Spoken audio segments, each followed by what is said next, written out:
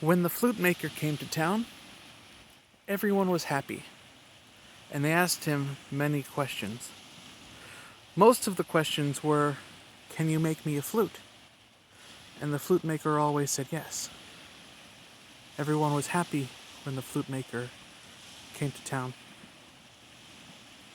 Robert asked the flute maker to make him a flute, and of course, the flute maker said yes, but under one condition. Robert would need to run in the marathon. And Robert said, I've never run in a marathon before. How do I do that? And the flute maker said, well, you start at the beginning and you don't stop until the end. And Robert said, okay, that sounds easy. And so the next day, there was a marathon, and Robert entered the race.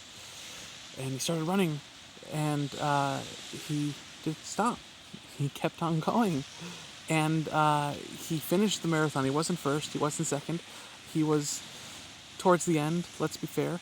But it was his first marathon, and he finished it. And he went to the flute maker out of breath and tired and holding his water bottle pathetically. And he said, can you make me a flute? And the flute maker said, okay. So the next day, Robert had his flute. And the day after that, William came up to the flute maker and said, can you make me a flute? And the flute maker said, yes, but under one condition. You have to swim to that island out there. Do you see that island? The flute maker said, you have to swim to that island and back. And William said, how do I swim to that island and back? And the flute maker said, well, you get into the water and you start moving your arms and your legs and try not to drown. And William said, okay, that makes sense. I can do that.